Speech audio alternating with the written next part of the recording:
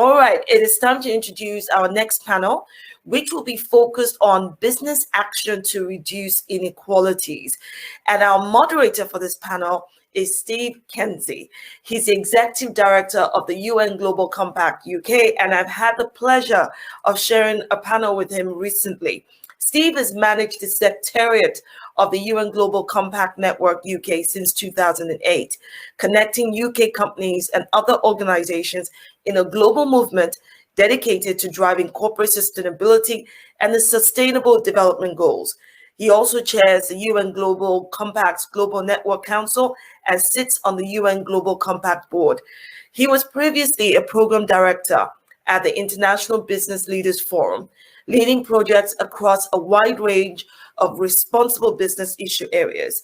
And prior to joining IBLF, Steve was the founder and managing director of a successful retail sports equipment business in Canada. Hello, Steve. Come on board. We can't wait to hear from you. Hey, Steve, how are you doing? Hi, Shola. Lovely to see you again. Thanks very much. Congratulations to you and to Marcia and her team on a fantastic event today. This is a great accomplishment to bring together so many amazing people to be talking about the SDGs. So it's a real honor and pleasure to be here today. And welcome. I think I would even make the case the most important session of the whole day, in a day filled with really important issues to be discussed. Inequality is absolutely central to this. It's explicitly referenced in Goal 5 on gender equality, in Goal 10 on eliminating inequality within and between countries. But of course, it's the absolute key thread that runs through all 17 goals and 169 targets. Leave no one behind. And if we're going to leave no one behind, that means we need to combat inequality in all its forms. And of course, it takes many forms. And so in our session today, we've got, I'm going to be joined by 4 fantastic speakers. And we're going to look at the role of business in reducing inequality. We'll talk about financial inclusion, gender equality, access to education, and climate action. Hopefully, we're going to have time for all of those things. So that's all I have for opening remarks. Have I got some speakers to join me? Here we go. Welcome, Manoj, Anna, Wes, Irina. Okay, now we have limited time and we have such a big topic. So my thinking here is, first I'll just very briefly introduce Anna Faith is the head of Women's Empowerment Principles Secretariat at UN Women. Irina Bokova, former Director General of UNESCO and a board member of the Ban Ki-moon Center for Global Citizens. Wes Smith, Marketing Director, Risk Solutions Group at LexisNexis. Is that right? Yes. And Manoj Agarwal, the CEO and founder of Tetra Noodle. Now, I'm going to ask you all, maybe when I pose the first question to you, to just elaborate and give us a little bit more of your bio and tell us a little bit more about your organizations. But I'm keen that we get stuck into the substance just as quick as we can. So let's go. Wes, I'm going to come to you first. So yeah, a little bit of an intro, but then the first question. There are so many opportunities for business in advancing the SDGs. In your view, what are the biggest opportunities for business when it comes to reducing inequality? Sure. So my name is Wesley Smith. I'm the global lead for what we call information ecosystems, which is essentially how do we create information systems around the world that can help increase visibility into otherwise unseen activities. Sometimes that activity can be criminal in nature, like money laundering. Other times that activity is very legitimate. For instance, all the work that's done in the informal economies around the world. And essentially the opportunities for business are boundless. And I think of it this way: over 50% of the world's production is done by people who've not historically had access to sustainable financing. And what's most striking about the financial services sector, when you really, get into it, is that the inefficiencies abound across the board, at the very top of the socioeconomic pyramid, the middle of the pyramid, and down to the bottom. And most of that has been due to legacy technologies that the financial services sectors have used, and also legacy government regulations. But technology is pretty much throwing all of that to the side and disrupting that entire old order, if you will. And so businesses now, essentially through the use of mobile devices and other internet devices, can gain access to information to people who just historically had just been invisible to the financial services sector. So I think really it's pretty much across the board in terms of how businesses could tap into this productive capability of this underserved class.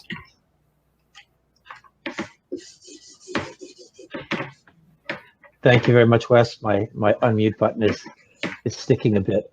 Next, we're going to go to Irina, changing direction slightly. Irina, tell us about yourself, but then education is clearly an enabler, but does business inadvertently create inequality in education through preferential treatment of certain schools?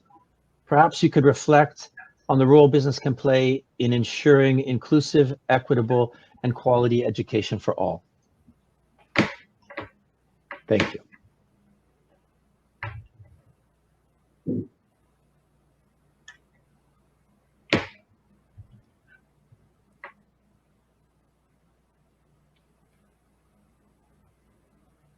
Irina, can you hear me?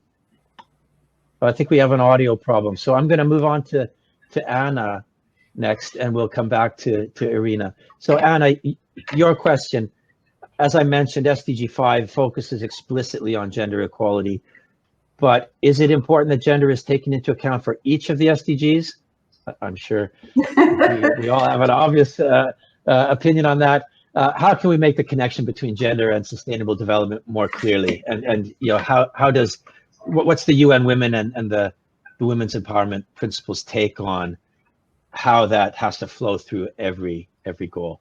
Thank you. Yeah, no, thank you so much, Steve, and thank you so much to the organizer. I've been listening in, and it's an amazing conversation today. So congratulations to the organizer for having put together this event. I was smiling and laughing a little bit about your question, because this is the mantra of UN Women, to talk about how we need to focus on the SDG 5, on gender equality and women's empowerment, but we also need to, what we say, mainstream gender perspectives into all of the other SDGs. And so it's something that we talk about every day, maybe not on everybody's mind every day. So I'm going to elaborate a little bit more what I mean with this. So just picking, the previous panel talked about health, and I think that the gender perspectives came up a few times in the COVID pandemic. We heard about the gender crisis linked to, for example, the gender-based violence that has increased enormously during the COVID crisis. But looking at the more kind of long-term efforts that we need to make in relation, for example, SDG 2, to end hunger. We're looking at the hunger, we need to look at food security, and then we need to kind of go deeper into the issue and see who are the ones helping to secure food on the table. And we have statistics generally across the globe. Women are involved to 50%. As farmers, it varies from region to region. In some, it's higher, it's 70 to 90%. But across the world, we see 50%. So it can't be that we are not engaging women in those solutions. And I will go into a little bit more how the Women's Empowerment Principles can help guide the implementation. But similarly, if we look at clean water and sanitation in SDG 6 or energy and SDG 7, these are activities in developing countries, particularly low-income countries, that women and girls are involved with in a day-to-day basis. We know that they spend tremendous amount of time fetching water, fetching firewood, and we also know that the indoor air pollution is one of the highest death rates or leading to death in many developing countries where the cooking is happening indoor. And so to be able to address this issue, we need to have everyone involved around the table. We heard that also in the previous panel about multi-stakeholder dialogues and partnerships to be able to find the right solutions where everybody's voices are being heard. From the Women's Empowerment Principles, the UN Women and UN Global Compact put together about 11 years ago, we have been working with business to really guide the implementation initially around the Millennium Development Goals and now also the Sustainable Development Goals, where we looked at the business from a workplace, that we need to have women involved in the workplace to both as workers, but as leaders and executives, to be able to find those solutions that work for everyone and that the company is driving in that direction. That can have, I think also what we heard earlier, a purpose-driven companies. To be able to understand that purpose, we need to have everyone around the table. We're also looking at the marketplace. Marketplace is where we connect the suppliers and the supply chain into bigger ecosystems of gender responsive business is important. And we heard that also earlier about the really important of transparency of data and where companies and organizations are contributing to this agenda, but also the accountability. And this is how I think that business can really contribute is to help shape the accountability among all actors.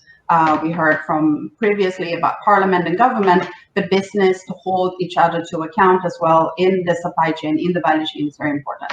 And finally, the third pillar of the Women's Empowerment Principles, so we had the workplace marketplace, is the community. And this is where we need to engage women and girls, both in shaping the products and services that are being developed by companies, and particularly as we heard also around the COVID pandemic, it's important that we understand what the needs are for everyone, but also around consumers and that products and services are shaped for them. So I think from Women's Empowerment Principles, there are 7 of them, but I have just covered the 3 pillars that I think is really important guidance for organizations to implement the SDG agenda. Thank you, Steve. Thank you very much, Anna. Irina, we'll come to you now if we're all ready to go. Could you tell us just a little bit about yourself and the Ban Ki-moon Center, and then we'd love to hear from you on the question of inequalities in education. Education is clearly an enabler, but does business inadvertently create inequality in education through preferential treatment of certain schools? And perhaps you could reflect on the way that business can play a role in ensuring inclusive, equitable, and quality education for all. Thank you. Thank you very much, Steve. Thank you for inviting me to participate in this fascinating day. Once again, since last year, I was looking for this day because I think it's very inspiring, particularly now after this year of COVID. I'm the former Director General of UNESCO from 2009 to 2017, and I had, I would say, the pleasure, the enthusiasm, and the privilege to participate in the adoption of the Agenda 2015 because of UNESCO's mandate, which is quite wide. Of course, education goal number 4, inclusive, equitable, and quality education for all, and lifelong learning. I would like to insist on that because I think this is one of the questions where the private sector can play a critical role. And then the Secretary General at that time, Ban Ki-moon, invited me to sit on the board of the newly, at that time, created the center, Ban Ki-moon Center for Global Citizens. And I'm very happy and very privileged to continue working with him because he's not just a great leader under whose watch and his leadership, 2 major frameworks, platforms of action were adopted: the Agenda 2030 for Sustainable Development, the Paris Climate Agreement equally. And I would say that we have to look at them as one in the same agenda, not separate from each other. And also because he very much insisted on the motto, leave no one behind, that you started today's panel with this. And I would say that with this, within this framework, the question about education indeed is critical. Education, I believe, from that perspective, has a double purpose and double responsibility. On one side, it's a goal in itself, because we know that without education, there won't be social mobility, there won't be a solution of any of the other 17 Sustainable Development Goals. And we know the famous phrase that when somebody says that education is expensive, that we really have to try ignorance, and then we see actually where we have to invest and why we should invest in education from all different purposes.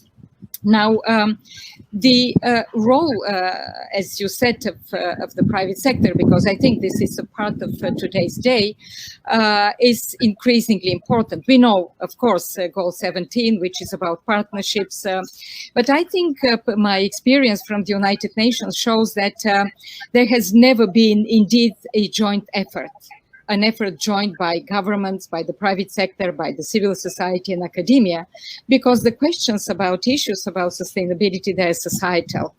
And all the, I would say, the rightful inquiries, questions that the private sector poses itself, the purpose of business, which is indeed changing, it also reflecting in education. And now after the COVID, of course, we have seen the enormous digital transformation. Of course, we have seen in health, and I just followed the previous debate, which was also fascinating. And education is probably one of the best cases where we can see the digital, the role of the private sector, the innovation, and everything it can bring. I remember, because you brought me back some years, in 2010, UNESCO and the International Telecommunication Union, we started the Broadband Commission for Digital Development. At that time, we call it this way, then now it's for Sustainable Development. We invited the private sector, the providers, we invited also the mobile companies, governments, academia, to start this talk about why we should really enhance the reach out for the digital. And at that time, it was considered important, but it was not the prime, it was not the focus of the efforts of all of us. It was considered that there won't be a joint approach because of different business interests, need for a lot of investment, frameworks and others. And now we see, I think after the COVID, that this is in fact the heart of the transformation, the green transformation of our societies, the leave no one behind, because the digital divide that exists, and sometimes we ignore it, this digital divide, is extremely important to be bridged if we want really to achieve leave no one behind. And this is where the role of the private sector is critical. Just a couple of weeks ago, a new study was published, a study by UNICEF and the International Telecommunication Union, which showed that 1.3 billion children do not have access to internet, children between the age of 3 and 17. So if we want really to provide education first, we have to bridge this digital divide. I'm pleading recently that the access to internet be acknowledged as a human right. And we have examples in our development agenda. I remember years ago when we were speaking about the access to clean water, it was considered as a human right, it was considered outside the scope of the possibility. And then it was adopted, it was recognized. So first, we have to bridge the digital divide. Second, it is not just any internet, I would say. It really has to be of quality. It has to give an access to everybody. The multiplier effect of it to all communities is huge. And then I think that we have really to see the content, what content we provide through these digital platforms. So last year, and I will probably end with this, last year when lockdowns in many countries started and more than 1.5 billion children were out of schools and 90% maybe of the schools were closed, we all thought that automatically things will go well because we will go now digital. And we saw that we need really to focus more. We have to elaborate more these platforms. I think a year passed, and now there is a lot of a lot of innovation has happened there. There are plenty of wonderful examples of partnerships, of new ways of tackling this. There are millions of teachers that have been also trained to use these digital platforms. There is an incredible effort now to also create digital skills, because just access to internet, if you don't have digital skills, won't work either. So we are much more elaborate in our knowledge of where to go and how to go. So the question about the way forward, of course, it's collaboration. It's collaboration between governments, the private sector. It's innovation. It's academia going there. And I'm much more optimistic now for the future of education if we know how to use this three important objectives. Thank you, Irina. And I think you've actually set us up really well to hear from Manoj as we talk about technology and how it's going to play a role. So the question that we have teed up for you, Manoj, but of course we want to hear a little bit more about you as well. Innovation is at the heart of achieving the SDGs, as Irina has made so clear. We need to think creatively and adopt new solutions. And where do you see the biggest innovators or drivers for innovation as it relates to sustainable development? Thank you so much, Steve. Thank you for inviting me and allowing me to share my views. My name is Manoj Agarwal.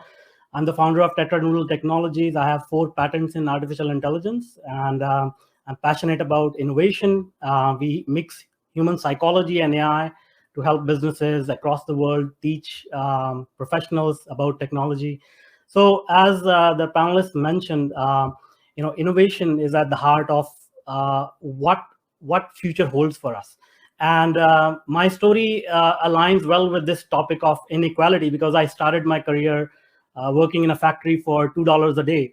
And through education and technology and innovation, I'm sitting here between you talking about these things.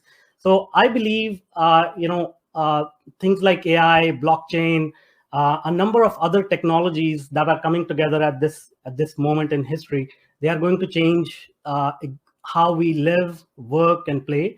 So I think what we need to do is start at the grassroots. We need to enable people at the ground level to understand what these technologies mean, because the careers of tomorrow will be very different from the careers of today. Driverless cars are already here. Things like accounting and a lot of sort of clerical work is being automated. So we need to prepare the population to harness these skills that will help them flourish in the next few decades. And that comes with giving internet access, as Irina mentioned. That's very key for people to get access to information. I had personally had very sort of modest education, but with all the content that is available on the internet, I was able to enhance my knowledge dramatically and pretty much free of cost. So all we need to do is, open up those floodgates to the information to people who are willing and who are looking for this information. And the other thing is make them aware that, a degree from an Ivy League college is not going to get them to where they want to go. It's actually the knowledge. It's not the logo. It's not the name. It's just the knowledge and the drive to do something. And all the resources are already there. And lastly, the key thing here is also creating opportunities at the ground level, because when we talk about SDGs, when we talk about like big goals, revolutions don't happen from top down, they happen from bottom up. So once again, making people self-aware about the skill sets they have and how they can monetize it through the power of the internet. My team is a global team. We are spread across multiple countries, and the way that you can harness that is all the team members that I have on my team, they bring different perspectives from different backgrounds, different life experiences, and that is a powerful thing for companies, for corporations. So rather than saying, we need to focus on equality, we need to make them aware of the benefits of bringing different perspectives in the boardroom, in the discussions, because when you solve a problem in a multifaceted way, it creates a much more impactful solution, a much more effective solution, and a much more efficient solution. So I believe organically it is happening. If you look at history, the monarchies are no longer there. Middle class, which never existed before the Industrial Revolution, it's flourishing. So we are going in the right direction, but this AI revolution is going to change a lot of things. We need to prepare the population for the next 20-30 years, how it is going to sort of change it. To give you an example, before Industrial Revolution, we were all sort of busy toiling away, looking for basics of life, food and things like that. But Industrial Revolution allowed us to sort of do whatever we want with our limbs because the machines took over. Now AI will allow us to do whatever we want with our minds because it will take over all the sort of computational tasks and things like that. So that is a big change that is coming, and we need to prepare for that. Thanks very much, Manoj. That's really exciting prospect. Again, when we're talking about inequality, the potential that has to really have an impact at all levels of society. Absolutely. We have burnt through our time, unfortunately. So I think rather than trying to do another round of the questions that we prepared, I'm going to say we've got 1 minute each. You have 1 minute each. I'm going to take even less. If there was something that you were really hoping to get out during this session, your number one key takeaway regarding any of the themes that I mentioned at the beginning, if you had prepared something for one of the questions you were expecting that you're not going to get, this will be the moment. And we'll just go through in the order that we started again. So I'll go to you first, Wes. If you had any closing remarks that you wanted to get out, that would be great. Yeah, and to touch quickly on what Manoj and Anna were talking about, if you think of these technologies as fundamentally disruptive, and financial inclusion is just one byproduct of this technological innovation, just one data point to give you an idea of how transformational these technologies can be, and in the context of financial inclusion. The Inter-American Development Bank did a study of all Latin American countries and found that across every socioeconomic category except the very, very wealthy, women were half as risky as men were for lending. So in other words, men were twice as likely to default on loans, consumer and small business loans, as women. Historically, we haven't had the technology to disrupt the culture that the financial services sector has essentially, existed. It's been a culture of essentially men lending to men.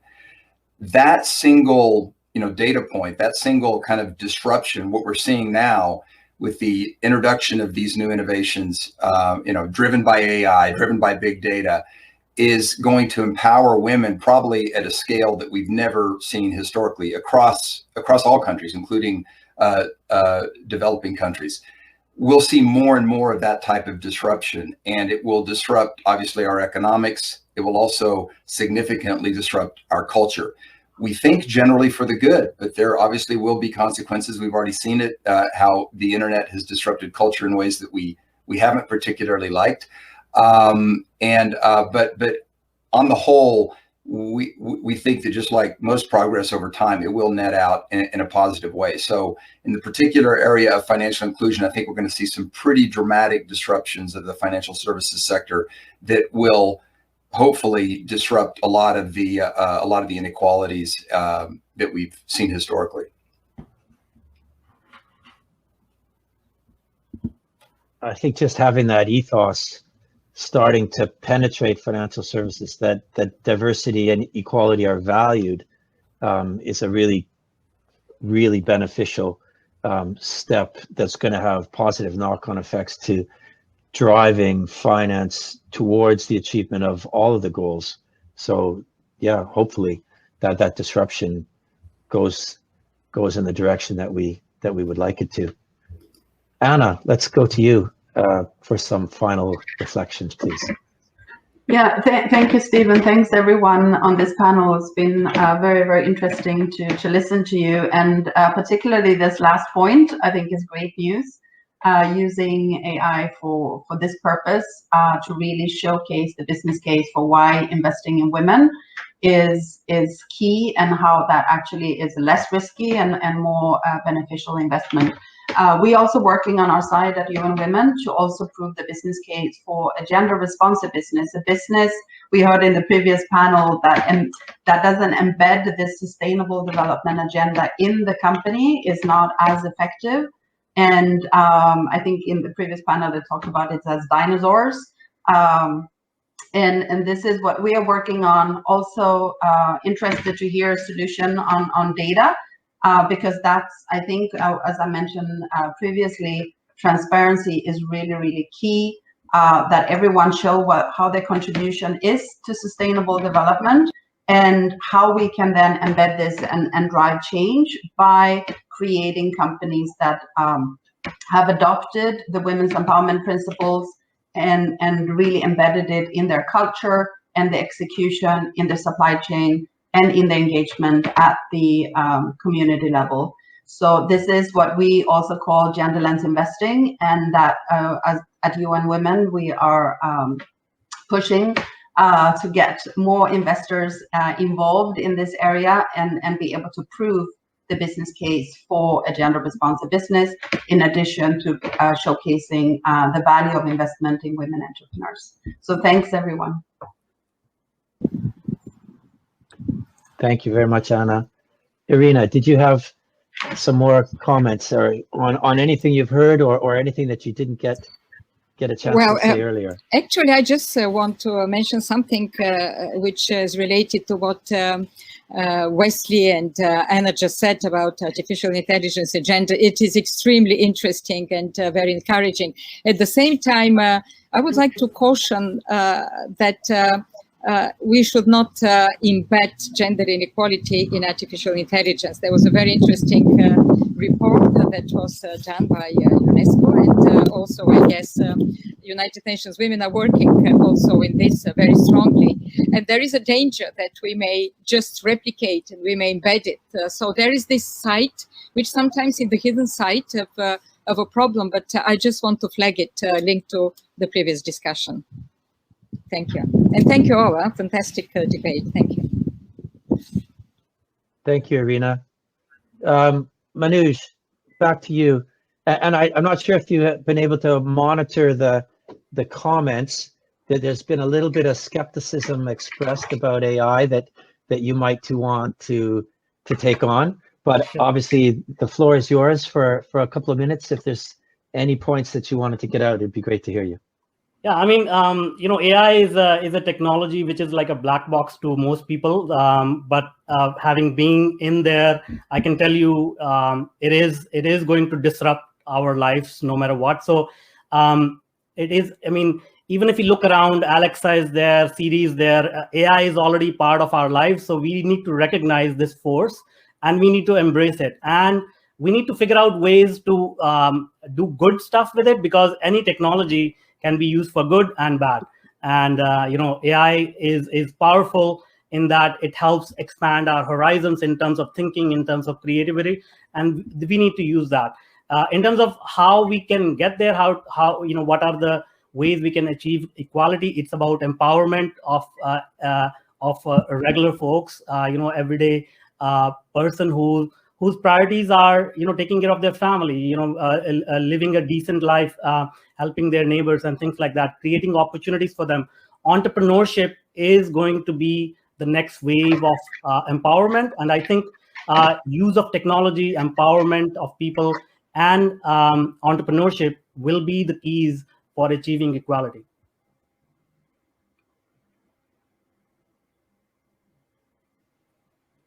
Thanks very much.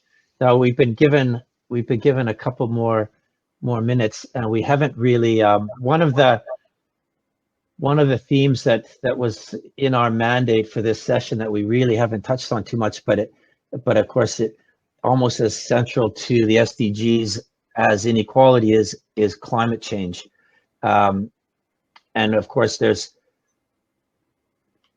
inequality is so central to that, where we have the countries that are most responsible for putting the carbon into the atmosphere probably going to be less impacted by climate change than those that weren't responsible. We've got poor people, again, going to bear the brunt more heavily. We're probably going to see women bear the brunt more heavily in many developing countries than men are. Does anybody want to weigh in on, I suppose what's really important at this stage is how can we address those inequalities in our responses to climate change? Would anybody like to comment on that? I can go. One thing I mentioned earlier, climate change is a big problem. But I think the way that we are messaging it has a little bit of a problem. It comes across as preachy to a person who's trying to live their daily lives. I think what we really need to get into is the messaging needs to be aligned to what people are thinking, they are passionate about, which is their family, their kids. So climate change is linked to our families, our future. And rather than saying, hey, let's save the planet, because at the end of the day, if you look at a majority of the population, they are busy sort of creating a life for their family, making ends meet. So if we talk to them about saving the planet, I'm not sure that message sort of resonates. So what we need to explore is how these efforts are going to help their children, because every parent, they know the feeling of taking care of their kids, paying for the school fee and saving for the future of their kids. So if we align those messages related to the future of their kids, I think that will resonate quite a bit.